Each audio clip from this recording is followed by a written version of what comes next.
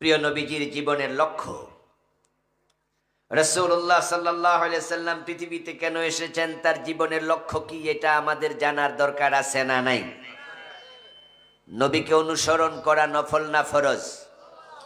কথা বলুন, ফরজে কিফায়া না ফরজে আইন? যদি নবীকে মানতে হয়, অনুসরণ করতে হয়, জানা আগে না মানা আগে? তাহলে রাসূল কেন এসেছেন তা আমাদেরকে জানতেই হবে। রাসূলুল্লাহ হলেন আমাদের জন্য মডেল, তার মাঝে আছে উসওয়ায়ে হাসানা।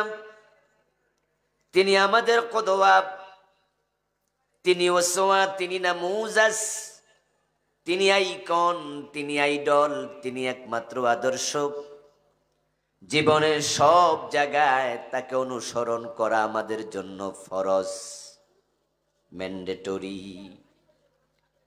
রাসূলুল্লাহ সাল্লাল্লাহু আলাইহি ওয়াসাল্লামকে অনুসরণ না করলে উম্মত হওয়া যাবে না। উম্মত দাবি করা আর উম্মত হওয়া এটা এক জিনিস নয়। আমার বন্ধু, রাসূলুল্লাহর উম্মত যদি প্রকৃত অর্থে আপনি হতে চান, নবীজিকে জীবনের সব ক্ষেত্রে অনুসরণ করে চলতেই হবে। উম্মত দাবি করেছে অথচ রাসূলুল্লাহকে মানে না, ওই উম্মত আল্লাহর জান্নাত পাবে না। নবীজি সাল্লাল্লাহু আলাইহি ওয়াসাল্লাম বলেছেন, কুল্লু উম্মতি ইয়াদখুলুনাল জান্নাতা ইল্লা মান আবা। আমার সব উম্মত জান্নাতে যাবে, তবে অস্বীকারী উম্মত জান্নাত পাবে না। কিলা মান আবা ইয়া রাসূলুল্লাহ। কোন একজন সাহাবী প্রশ্ন করলেন, হে আল্লাহর রাসূল, অস্বীকারী উম্মতকে? নবীজি জবাব দেন, মান আতাআনি দাখালাল জান্নাতা ওয়া মান আসানি ফাকাদ আবা। যে আমি নবী মুহাম্মদকে অনুসরণ করে সেই শুধু জান্নাত পাবে, আর যে আমি নবী মুহাম্মদকে অনুসরণ করবে না, সে অস্বীকারী, তার কপালে জান্নাত নাই। যে ব্যক্তি রাসূলুল্লাহ সাল্লাল্লাহু আলাইহি সাল্লামকে অনুসরণ করবে, নবীজি তার ব্যাপারে অন্য হাদিসে বলেন, মান আহাব্বা সুন্নতি ফাকাদ আহাব্বানি ওয়া মান আহাব্বানি কানা মাই ফিল জান্নাহ। যে আমি নবীর সুন্নাহকে মহব্বত করে ভালোবাসে, সে আমি নবীকেই ভালোবাসে। আর যে সুন্নাহ মানার মাধ্যমে আমি নবীকে ভালোবাসার প্রমাণ দিতে পারবে, সে জান্নাতে আমার সাথে ঢুকবে। আমরা তো আল্লাহর জান্নাতে যেতে চাই, ঠিক না? আজকের এই আয়োজন আল্লাহর জান্নাতে যাওয়ার জন্যই। শীতের সকালে আমরা ফজরের নামাজে চলে যাই শুধু আল্লাহর জান্নাত পাওয়ার জন্য। চৈত্র মাসের দুপুরও আমরা রোজা ভাঙি না। রিক্সা চালায়া রোজা রাখে এমন দু চারজন রিক্সাওয়ালা কি নাই? কৃষি কাজ করছে, প্রচন্ড রোদের মাঝে ঘামছে, তারপরেও রোজা ভাঙে না। খেতের আইলে গামছা বিছায়া নামাজ পড়ে এমন দু চারজন কৃষকও আছে। আল্লাহর জান্নাত পাওয়ার জন্য আমরা 5 লাখ 7 লাখ টাকা খরচ করে হজে চলে যাই। আল্লাহর জান্নাত পাওয়ার জন্য আমরা আল্লাহর পথে জিহাদ করে শহীদ হতে রাজি হয়ে যাই। আল্লাহর জান্নাত পাওয়ার জন্য তো আজকের এই মাটির মাঝে বসে থাকা, গভীর রাত 1টার কাছাকাছি এখন বসে আছেন মাহফিলে। যাওয়ার সময় রিক্সা ভাড়াও দেবে না, যাওয়ার সময় কোনো হাদিয়া দেবে না, বরং আপনি নিজের খরচে এসেছেন, নিজের খরচে যাবেন। এই আসার পিছনে উদ্দেশ্য শুধু একটা, হয়তো আলেমদের মুখে এমন কিছু কথা শুনবো যা মানলে জান্নাত পাওয়া সহজ হবে। আমি আশা করি প্রিয় নবীকে অনুসরণ করা নিয়ে কারো কোনো দ্বিমত নেই। রাসূলের অনুসরণ না করে জান্নাত পাওয়া যাবে না, এটা নিয়েও কেউ ব্যতিক্রম কথা বলবেন না, একমতই হবেন। কিন্তু আমাদের দেশে একটা প্রচন্ড সমস্যা, সেটা হলো রাসূলকে অনুসরণ করতে গিয়ে আমরা প্রবৃত্তির অনুসারী হই, আমরা ওহীর অনুসারী হই না। আমরা অধিকাংশ মানুষ রাসূল মানি ততক্ষণ সুবিধা আছে যতক্ষণ, বিপদ আছে যেখানে, সুন্নাহ মানে না সেখানে। তাই দেশের মুসলমানের দিকে তাকালে দেখবেন অধিকাংশ মসজিদে আল্লাহকে মানতে রাজি, আদালতে আল্লাহর আইনে আর বিচার করতে রাজি হয় না। অধিকাংশ মানুষের জীবনের দিকে তাকালে দেখবেন তারা নামাজে আল্লাহকে মানে, রোজায় আল্লাহকে মানে, হজে আল্লাহকে মানে, কিন্তু যখন সংসদে এমপি হইয়া দেশ চালায়, মন্ত্রী হইয়া মন্ত্রণালয় চালায়, তখন আল্লাহর কোরআনের আইনে দেশ চালাতে রাজি হয় না। বরং আল্লাহর আইনে দেশ চালাতে হবে এ কথা যারা বলে তাদেরকেও সহ্য করে না, মৌলবাদী রাজাকার বলে গালি দেয়। অথচ আমার রাসূলের জীবনের দিকে তাকান, তিনি আল্লাহর আইনে যেমন মসজিদ চালাইছেন, আল্লাহর আইনে 10 বছর মদিনা রাষ্ট্রটাও চালাইছেন। আমার রাসূল সাল্লাল্লাহু আলাইহি ওয়াসাল্লামের দিকে তাকান, তিনি মসজিদেরও ইমাম, তিনি রাষ্ট্রেরও নেতা, ঠিক না? তিনি মসজিদ ইমামতি করেছেন, মসজিদ আল্লাহর আইনে চালাইছেন। আবার যখন তিনি রাষ্ট্র চালালেন ঠিক আল্লাহর আইনে চালালেন। আবু বকর, ওমর, ওসমানের দিকে তাকান, হযরত ওমর রাদিয়াল্লাহু তাআলা আনহু তো অর্ধ পৃথিবীর শাসক ছিলেন। কবি নজরুল চমৎকার ভাবে বলেছেন, অর্ধ পৃথিবী করেছো শাসন, ধুলার তখ্তে বসে, খেজুর পাতার প্রাসাদ তোমার বারে বারে গেছে খসে। হযরত ওমরের ইসলামী রাষ্ট্রের সীমানা ছিল 50 লক্ষ বর্গ মাইল, অর্ধ দুনিয়া। আজকের যে ইটালি, তার রাজধানী রোম।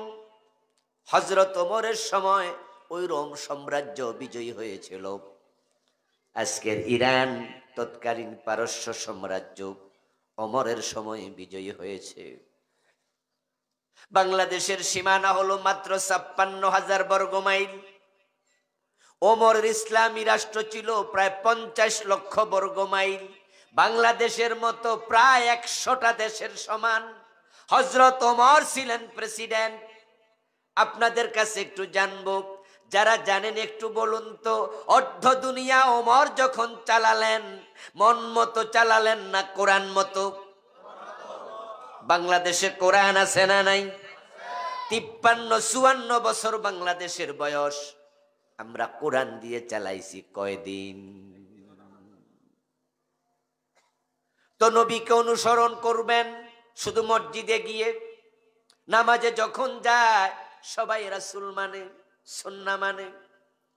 ডান পা দিয়ে ঢোকে, বাম পা দিয়ে বের হয়, আল্লাহু আকবার বলে নামাজ শুরু করে, সালাম ফিরিয়ে নামাজ শেষ করে 20 মিনিট 25 মিনিট যতক্ষণ মসজিদে থাকে, আল্লাহ এবং রাসূলের কথার বাইরে চলে না।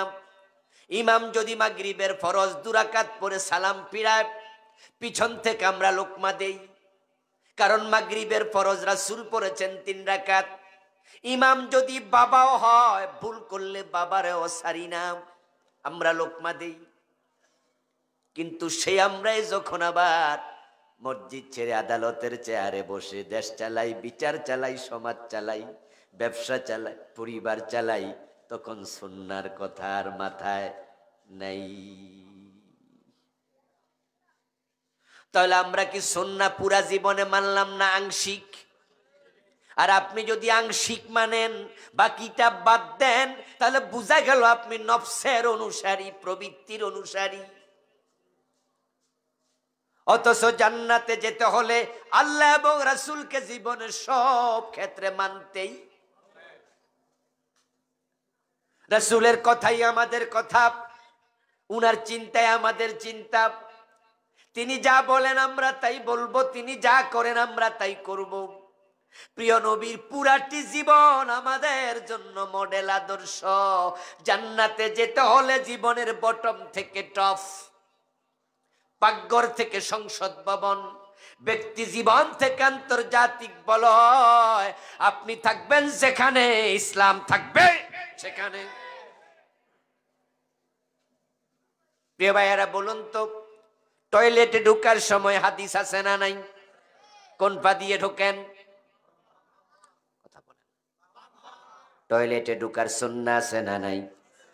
বের হওয়ার সুন্নাহ আছে কিনা? নির্দিষ্ট দোয়া আছে না নাই? ঘুমানোর নিয়ম আছে না নাই? খাওয়ার সুন্নাহ আছে না নাই? ইসলাম তেমন এক ধর্ম যেটা কমপ্লিট কোড অফ লাইফ, পুরা জীবনে থাকবে।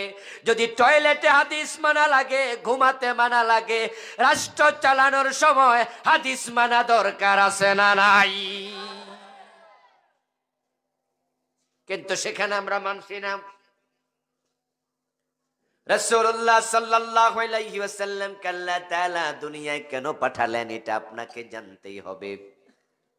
কারণ রাসূলুল্লাহর জীবনের লক্ষ্য যাহা, উম্মতের জীবনের লক্ষ্য হুবহু তাই। রাসূল হলেন ইমাম, আমরা হলাম মুক্তাদি। ইমাম যাহা করে মুক্তাদি তাই করে। ইমাম সামি আল্লাহু লিমান হামিদা বললে মুক্তাদি আর রুকুতে থাকার অধিকার নাই। আপনি যদি সুবহান রাব্বিয়াল আলা 3 বার পড়তে নাও পারেন, ইমাম যদি সামি আল্লাহু লিমান হামিদা বলে দেয়, আপনি আর তাসবিহ পড়বেন না। তাসবিহ পড়ার সুন্নাহ, ইমামের অনুসরণ করা ফরজ।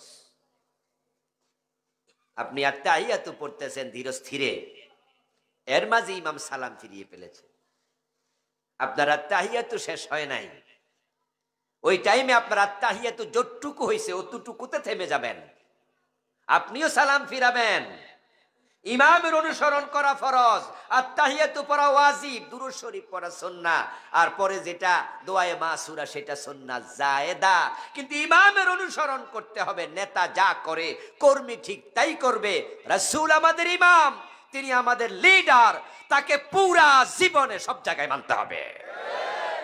এটা ইসলাম, এটা ইসলাম। আল্লাহর হাবিব হলেন ট্রেনের ইঞ্জিনের মতো, আর উম্মত আমরা হলাম ট্রেনের বগির মতো, ডাব্বার মতো।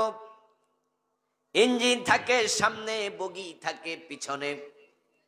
যদি ইঞ্জিনের সাথে আপনার ডাব্বাটাকে আপনি ভালো করে অ্যাটাচ করে দিতে পারেন, তাহলে ইঞ্জিন টেনে টেনে ঢাকা থেকে চট্টগ্রামে নিয়ে আসবে বগি। আর যদি আপনি বিচ্ছিন্ন করে দেন, ইঞ্জিন চলে যাবে, ডাব্বা থেকে যাবে। রাসূলের জীবনের সাথে আমাদের জীবনের লক্ষ্য যদি আমরা মিলাইয়া কাজ করি, রাসূল টেনে টেনে আল্লাহর জান্নাতে নিয়ে যাবে।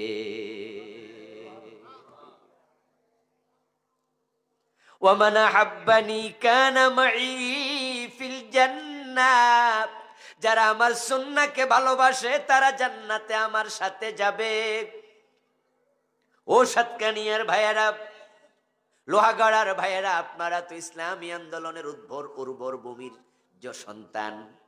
এখানে আল্লাহর একামতে দ্বীনের কথা বললে, দ্বীন বিজয়ের কথা বললে আপনারা মনে করেন জামাত ইসলামীর ওয়াজ চলছে, এটাই জামাত ইসলামী বলে। আমি বলি না না না, এটা জামাত ইসলামীর রাজনীতির ওয়াজ না, এটাই হলো ইসলাম। আল্লাহর নবীর ইসলাম এটাই। রাসূল যদি আজকে বাংলাদেশে জীবিত থাকতেন, ডক্টর কামালের লিখা সংবিধান দিয়া দেশ চালাতে দিতেন না। ওমর আবু বকরকে সাথে নিয়া তিনি কোরআনকে সংবিধান বানায়া দিতেন।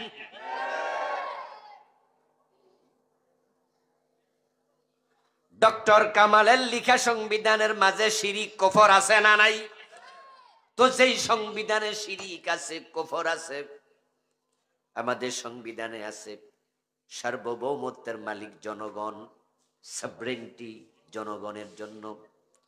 এজন্যই তো আমাদের নেতারা মাইক হাতে নিয়ে বলে জনগণ সকল ক্ষমতার উৎস। এটা আমাদের সাংবিধানিক কথা, এটা বাংলাদেশের সংবিধানে লিখা। অথচ বলুন তো, সার্বভৌমত্ব জমিনের মালিক কি মানুষ না আল্লাহ? ক্ষমতার উৎস কে? আল্লাহর কোরআনের বক্তব্য, আন্নাল কুওয়াতা লিল্লাহি জামিয়া তাবারাকাল্লাযী বিয়াদিহিল মুলক কুলিল্লাহুম্মা মালিকাল মুলক তুতিল মুলকা মান তাশা। ক্ষমতার মালিক জনগণ নয়। এই মিথ্যা কথাটা, এই কুফরি কথাটা, এটা সংবিধানে লেখা আছে। এই জন্যই তো আমরা বলি এটা সরাও, কোরআনকে সংবিধান বানাও। আমার প্রিয় ভাইরা, ক্ষমতার মালিক যে জনগণ না, এটা যে একটা মিথ্যা কথা, এটা তো আগস্টের 5 তারিখে প্রমাণ হয়েছে। জনগণ যদি ক্ষমতার মালিক হতো, তাহলে জনগণ তো আওয়ামী লীগের সাথেই ছিল। এদেশের পুলিশ আওয়ামী লীগে, এদেশের বিডিআর, এদেশের র্যাব, এদেশের সেনাবাহিনী সব ছিল তাদের। চৌকিদার গুলা পর্যন্ত তারা নিজেরা দলের লোক নিয়োগ দিয়েছে। পুলিশের একটা কনস্টেবল নিয়োগ দেয় নাই গত 15 বছর অন্য দল থেকে, সব তাদের দলের লোক। তাহলে তারা কেন দেশ থেকে পালাতে হবে, ক্ষমতা থেকে চলে যেতে হবে? আসলে ক্ষমতার মালিক জনগণ না, ক্ষমতার মালিক কে? আল্লাহ উল্টায়া দিছে, তাই থাকতে পারে নাই। সেনাবাহিনীর প্রধান যদি যাত্রাবাড়ি থানার ওসির মতো হতো। আপনারা সচেতন মানুষ, অগাস্ট বিপ্লবের সময় 4 তারিখে 5 তারিখেও তো যাত্রাবাড়ি থানার ওসি গুলি করছে।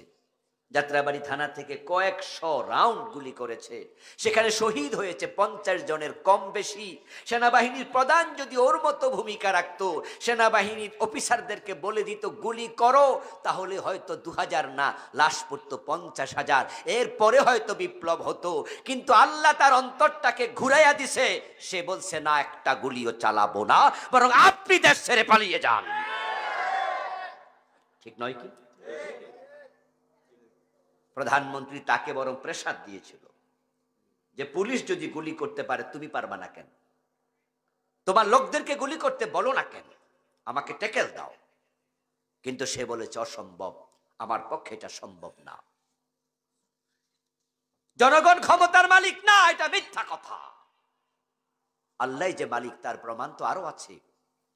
প্রধানমন্ত্রী নিজেও তো বলতে পারতেন, সাবেক প্রধানমন্ত্রী, আমি যাব না, আমি বঙ্গবন্ধুর কন্যা, আমি দেশ ছেড়ে কেন পালাবো? গুলি করলে আমাকে করুক, মানুষ আসুক, আমারে মারুক, আমি যাব না। তিনিও দাঁড়িয়ে যেতে পারতেন, পলানো লাগতো না। হয়তো ভিন্ন কিছু হতো, হয়তো জেলে যাওয়া লাগতো, কয়দিন পরে আবার ছাড়া পাইতেন, আবার রাজনীতি করতে পারতেন। কিন্তু না, তিনিও দেশে থাকেন নাই, তার কলবে আল্লাহ ভয় ঢুকাইয়া দিছে, তাই তিনিও রান্না করা খাবার না খাইয়া পালিয়ে চলে গেলেন। বিগত 805 বছর পরে রাজা পালাইছে। 805 বছর আগে রাজা লক্ষণ সেন রাজদরবারের পিছনের দরজা দিয়ে নাকি পালিয়ে গিয়েছিল। বাংলাদেশের ইতিহাস দেখুন, ক্ষমতার মালিক যে জনগণ নয় আল্লাহ, সেটা আল্লাহ 5 তারিখে দেখিয়ে দিয়েছে। ইতিহাস দেখুন পিছনে। পাকিস্তানের সাবেক প্রেসিডেন্ট ভুট্টোকে ফাঁসি দেয়া হয়েছে। বাংলাদেশের সাবেক প্রেসিডেন্ট এরশাদকে 9 বছরের জেল দেয়া হয়েছে। প্রধানমন্ত্রী খালেদা জিয়া 3 বার 4 বারের প্রধানমন্ত্রী, উনাকে জেলখানা রাখা হয়েছে। তারা জেল খেটেছে, ফাঁসিতে ঝুলেছে, কেউ দেশ থেকে পালায় নাই। কিন্তু শেখ হাসিনা পালাইছে, আল্লাহ নিজেই শাস্তি দিয়েছে। এমন লাঞ্ছনা, লজ্জা, এর চেয়ে মরে যাওয়া ভালো। ক্ষমতার মালিক তিনি দেখায় দিছে ক্ষমতা আমার হাতে। তুতিল মুলকা মান তাশা, তুমি যাকে চাও তাকে ক্ষমতা দাও। আমার সংবিধান বলছে জনগণ যাকে চায় তাকে ক্ষমতা দেয়। ওয়ান্ডারফুল। আল্লাহ যাকে চায় তাকে যে দেয়। ডক্টর ইউনুস কি তার উদাহরণ নয়? ডক্টর ইউনুস মিয়া বাংলাদেশের প্রধান উপদেষ্টা হবে, বড় চেয়ারে বসবে, সে কি 4 তারিখ 5 তারিখে কল্পনা করেছে কোনোদিন? তো ভাবেও নাই। বরং যদি কিছু ভেবে থাকে, ভেবেছিল জেল যে কত বছর খাটা লাগে। কারণ উনার বিরুদ্ধে যে মামলাগুলো ছিল, আপনারা যারা জানেন তারা বলুন, মামলাগুলো ছোট ছিল না বড়? 100 কোটি না 1000 কোটি? হাজার হাজার কোটি টাকার দুর্নীতির মামলা। উনি হাজিরা দিতে এসেছিলেন, তাকে আদালতের চত্বরে 8 তলা বিল্ডিং এ লিফট ব্যবহার করতে দেয়নি, কারেন্ট বন্ধ করে দিয়েছে। পায়ে হেঁটে ওঠো। 84 বছর বয়স, এ বুড়া মানুষটা, পৃথিবীর কত দেশ তাকে সম্মান করে, কিন্তু গত সরকার বলছে নো, হেঁটে ওঠো। 8 তলায় উঠে দেখে এজলাসে হাকিম নাই। জিজ্ঞাসা করার পরে বলছে হাকিম আসতেছে, তুমি খাড়াই থাকো, বসার জন্য চেয়ারও দেয় নাই, দাঁড়া করাই রাখছে। তারা বুঝাইছে তুমি নোবেল লরিয়েট হলে হও, তুমি যেই হেই সেই হও, কিন্তু আমার দেশে তুমি কিচ্ছু না, তোমাকে দাঁড় করাইয়া রাখবো, সামনে আরো কি আছে অপেক্ষা করো। তিনিও মনে মনে ভেবেছেন প্রতি মামলায় যদি 10, 12, 15 বছর করেও জেল হয়, তাও মনে 250 বছরের নিচে হবে না। কিন্তু আল্লাহ ক্ষমতা যাকে চায় তাকে দেয়। প্রমাণ করে দিলেন যে বিপ্লব করলো পোলাপান আর ক্ষমতায় বসলো ইউনূস। বিপ্লবের দিন কি দেশে ছিল? ওর ফোলামাইয়া দেশে আছে? ওরা কেউ মিছিল করছে? মিছিল করলো কেডা? বিপ্লব করলো কেডা? প্রধান চেয়ারে বসলো কেডা? এটা আল্লাহর ইশারা। আল্লাহ যাকে চায় চেয়ার দেয়, যাকে চায় চেয়ার কেড়ে নিয়ে দিল্লি দাদার বাড়িতে পাঠায়া দেয়। আমার ভাইয়ের রাসূলুল্লাহ সাল্লাল্লাহু আলাইহি ওয়াসাল্লাম যদি আজকে জীবিত থাকতেন, তিনি এই নাস্তিকদের সংবিধান, এই কুফরি সংবিধান, এই নাস্তিকতায় ভরপুর সংবিধান তিনি মানতেন না। তিনি আল্লাহর কোরআনটাকে দেশের সংবিধান বানাতেন। নবীজি সাল্লাল্লাহু আলাইহি ওয়াসাল্লামকে ঠিক এই দায়িত্বটা দিয়েই আল্লাহ পৃথিবীতে পাঠালেন। রাসূলের জীবনের লক্ষ্য জেনে আপনি আমি আমাদের জীবনের লক্ষ্য মিলাবো।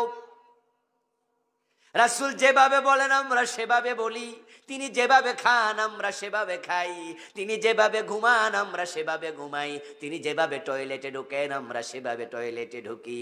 তার মতোই চলাই তো ইসলাম, এটাই তো সুন্নাহ। এখন আমার রাসূলের জীবনের লক্ষ্য যেটা উম্মতের জীবনের লক্ষ্য হবে একমাত্র সেটাই। তো লক্ষ্যটা কি ছিল? আল্লাহ তাআলা কোরআনে 3টি সূরাতে বলেছেন। সূরাতুস সাফ আয়াত নাম্বার 9, সূরাতুল ফাতহ আয়াত নাম্বার 28, সূরাতুত তাওবা আয়াত নাম্বার 33। 3টি সূরাতে একই কথা আল্লাহ 3 বার বলেছেন। সেটা হচ্ছে হুয়াল্লাযী আরসালা রাসূলাহু বিল হুদা ওয়া দীনিল হাক্কি লিইয়ুযহিরাহু আলাদ দীনি কুল্লি। তিনি আল্লাহ যিনি তার রাসূলকে পাঠালেন কোরআন দিয়ে। হুদা মানে কোরআন, ওয়া দীনিল হক, দ্বীন হক মানে ইসলাম। আল্লাহ তার রাসূলকে কোরআন এবং ইসলাম দিয়ে পাঠালেন। কেন পাঠালেন? এবার উদ্দেশ্য বলছে লিইয়ুযহিরাহু আলাদ দীনি কুল্লিহি। উদ্দেশ্য হলো রাসূল আদিয়ানে বাতেলা, মানুষের বানানো মত পথ নিয়ম নীতি সংবিধান যত দিন আছে বাতিল সবগুলোর উপরে বিজয়ের জন্য। তাহলে আমরা যারা উম্মত, আমাদের লক্ষ্য হবে ইসলামের বিজয়। قال رسول الله صلى الله عليه وسلم الاسلام يعلو ولا يعلى। নবীজি বলেছেন ইসলাম বিজয়ী হতে এসেছে, পরাজিত হতে আসেনি। আপনাদের কাছে রাসূলুল্লাহর হাদিসটা সামনে রেখে আমি একটু জানতে চাইব, যারাই বোঝেন তারা একটু বলেন দয়া করে, ইসলাম বিজয়ী হতে এসেছে, বাংলাদেশে ইসলাম কি বিজয়ী না পরাজিত? এতগুলো মানুষ জবাবটা পেয়ে খুশি হচ্ছে না তো? ইসলাম বাংলাদেশে কি বিজয়ী না পরাজিত? তো 92% মুসলমান থাকতে ইসলাম পরাজিত থাকে কেমনে? রাসূলের সাহাবী ছিল মাত্র 1.25 লক্ষ। রাসূল যদি 1.25 লক্ষ সাহাবীকে নিয়ে ইসলাম বিজয় করতে পারেন, আমরা মুসলমান আছি 16 কোটির বেশি। রাসূলের নবুয়তের জিন্দেগি ছিল মাত্র 23 বছর, বাংলাদেশের বয়স হয়ে গেছে 54 বছর। এখানে ইসলাম পরাজিত থাকাই প্রমাণ করে উম্মাত তাদের দায়িত্ব পালনে গাফলতি করছে, অবহেলা করছে। যদি আপনি গাফেল অবস্থায়, অবহেলাকারী অবস্থায় মারা যান, নবীর সাথে জান্নাত পাওয়া সুদূর পরাহত হয়ে যাবে। আল্লাহর জান্নাতে যেতে হলে দিন বিজয়ের কাজ আপনাকেও করতেই হবে। এটা রাজনীতি না, এটা ইসলাম। তবে হ্যাঁ, ইসলামের মাঝে রাজনীতি আছে না নাই? আমাদের দেশের আরেকটা সমস্যা হলো, যে কোনো বিষয় আসলে আমরা আস্তে করে বলে দেই, এমনি এত পলিটিক্স করো না তো, তোমার এত রাজনীতি আমার ভালো লাগে না, রাজনীতি কমাও। আসলেও খারাপ মানুষ রাজনীতি করতে করতে, চোর বাটপার ডাকাত চোচ্চোর গুলা রাজনীতির নেতা হতে হতে রাজনীতিটাই আমাদের দেশে খারাপ হয়ে গেছে। অথচ রাজনীতি তো খারাপ কিছু ছিল না। রাজার নীতি তো রাজনীতি না, রাজার হাঁস তো রাজহাঁস না, রাজার চলা পথ তো রাজপথ না, রাজা যেই জায়গায় থাকবে সেটাই তো রাজপ্রাসাদ না। প্রাসাদের মাঝে বড় প্রাসাদ হবে রাজপ্রাসাদ, রাস্তার মাঝে বড় রাস্তাকে বলা হয় রাজপথ, হাঁসের মাঝে বড় হাঁস হয় রাজহাঁস, নীতির মাঝে সেরা নীতি হয় রাজনীতি। প্রিয় ভাইরা, এই রাজনীতি রাসূলুল্লাহর জীবনে আছে কিনা আপনি দেখুন তো। প্রিয় নবী 10টা বছর মদিনা চালালেন। এখন আল্লাহর হাবিব সাল্লাল্লাহু আলাইহি সাল্লামের জীবনে রাজনীতি না থাকলে দেশ চালাইছেন কোন নীতি দিয়া? কি হলো ভাই, কথা বলবেন না, আস্তে ধীরে আসেন।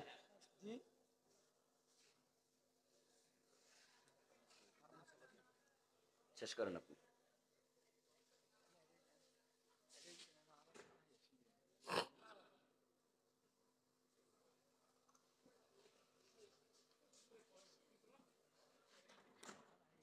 আচ্ছা ভাই কথা বলুক, আমরা একটু কথা বলি, এদিকে শোনেন।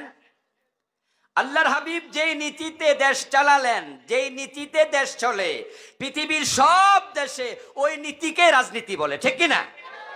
কথা বুঝেন।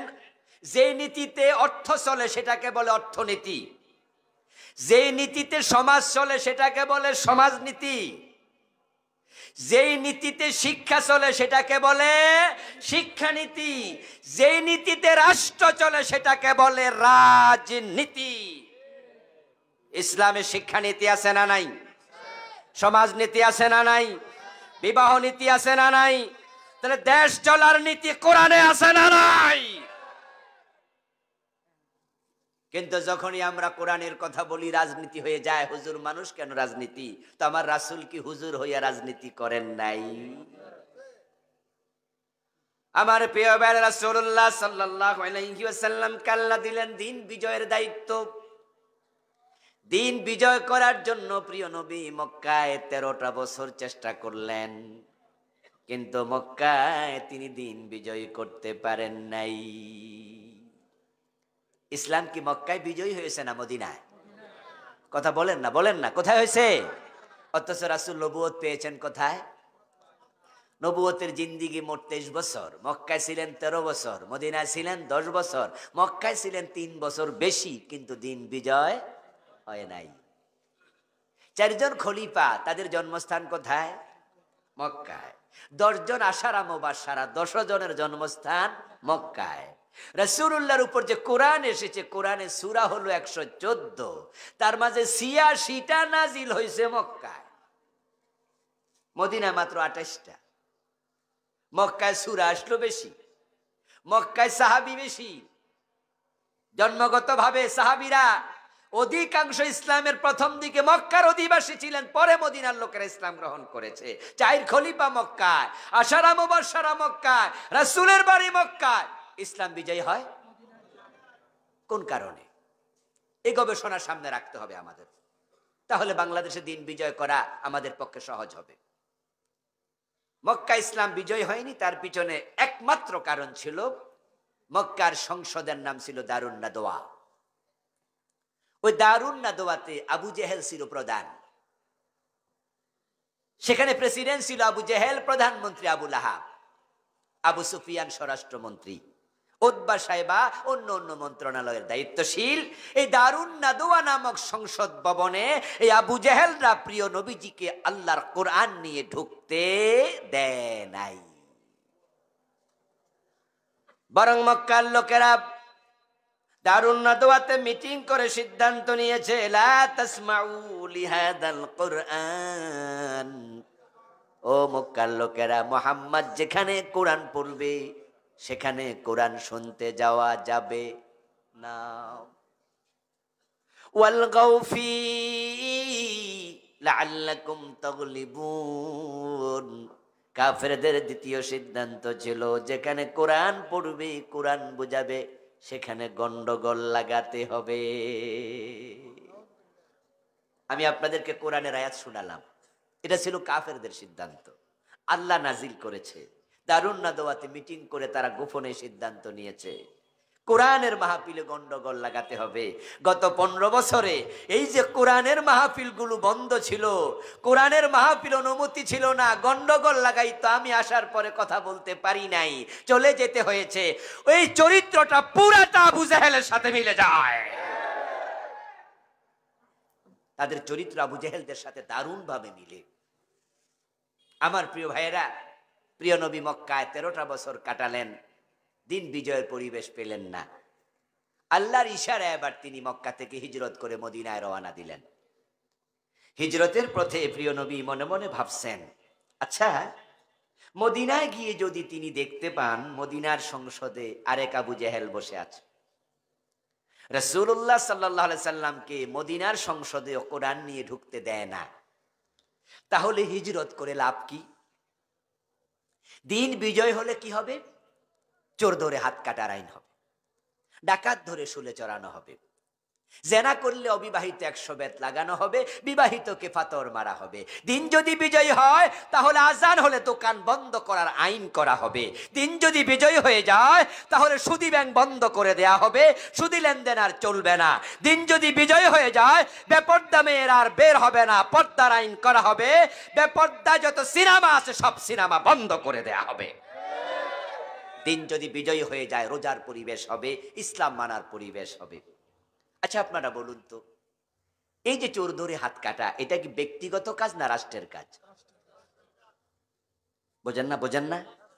চোর ধরে কি ব্যক্তি হাত কাটতে পারবে? কাটলে কি তাকে পুলিশ ধরে নেওয়া যাবে না? সিস্টেমে নাই এটা। এটাকে বলা হয় ফৌজদারি আইন। আর ফৌজদারি বিধান ব্যক্তির কাজ নয়, এটা রাষ্ট্রের কাজ। আচ্ছা আপনাদের এলাকায় মদ পান করে এমন লোক কি নাই? আচ্ছা মদ খাইলে কি 80 বেত আপনি চাইলে লাগাইতে পারবেন? এলাকা চেয়ারম্যান পারবে? চেয়ারম্যানই চলে যাবে, রাষ্ট্রদ্রোহ মামলা খাবে, পুলিশ তাকে ধরে নিয়ে যাবে, বলবে যে এই আইন প্রয়োগ করার দায়িত্ব তোমাকে কে দিল? এটা আসলে চেয়ারম্যানের কাজ না, এটা রাষ্ট্রের কাজ, এটা রাষ্ট্র করবে। এখন দিন যদি বিজয়ী না হয় তাহলে এই আইন বানাবে কে? কারণ যারা 54 বছর ধরে দেশ চালাচ্ছে চোর ধরে হাত কাটবে, এই আইন তারা কেন বানাবে? এই আইন বানাইলে তো তাদের অনেকের নিজের হাত থাকবে না। তারাই তো বাংলাদেশের টাকা কানাডায় পাঠাইয়া সেখানে বেগমপাড়া তৈরি করেছে। সাবেক প্রধানমন্ত্রী বলেছিলেন উনার বাড়ির ফিয়ন কত কোটি টাকার মালিক? 400 কোটি। উনি নাকি ভুল বলেছে। গত পরশুদিন আমার দেশ পত্রিকা তাদের অনলাইনে রিপোর্ট করেছে অনেকগুলা এই জাতীয় বাটপার সিটার রিপোর্ট। তার মাঝে ওই ব্যক্তির ব্যাপারে লিখেছে তার অ্যাকাউন্টে টাকা জমা হয়েছিল 626 কোটি। প্রধানমন্ত্রী বলছে কত কোটি? 400 কোটি। কম কইছে কত কোটি? 226 কোটি। এর মানে হলো উনার কাছে তো আর সকল অ্যাকাউন্ট নাম্বার ছিল না, হিসাব করে নাই। পরবর্তী সরকার আইসা তারা হিসাব করে দেখে যে 626 কোটি। একটা পিয়ন যদি 626 কোটি টাকার মালিক হয়, প্রশ্ন হয় এবারটা কি চাকরি করে কামাইছে? কোথায় পেল টাকা? শুধু এস আলম গ্রুপ ইসলামী ব্যাংকের 18টা শাখা থেকে তারা টাকা বিদেশে পাচার করেছে 80,000 কোটি। আরে অতি লোভে তারা শেষ হয়ে গেল, ধ্বংস হয়ে গেল। এই এস আলম গ্রুপ আপনাদের চট্টগ্রামে আপনাদের তো পরিচিত। আচ্ছা তাদের কি টাকা পয়সার কি আগেও অভাব ছিল? তারা কি গরিব ফ্যামিলি? আজ থেকে 30-40 বছর আগেও তো তাদের এস আলম পরিবহন ছিল। আজ থেকে 30-40 বছর আগে তারা বড় ব্যবসায়ী, গাড়ি ব্যবসায়ী। আজ থেকে তারা কোটি কোটি টাকার মালিক। এই দুনিয়া হায় সেই বেশি চায় যার আছে ভরি ভরি। রাজার হস্ত করল সব কাঙ্গালের ধন চুরি। টাকার অভাব নাই, কিন্তু বিগত সরকারের তল্পি বাহক হয়ে তাদের সাথে সম্পর্ক করে চুরিতে তারাও হাত লাগাইল। এদেশের হাজার হাজার কোটি টাকা চুরি করলো। অগাস্ট বিপ্লবের পরে সবগুলো ভাই দেশ থেকে পালাতে বাধ্য হলো। কিছুদিন পরে মা মারা গেল, মায়ের জানাজার নামাজ পড়ার সুযোগ হলো।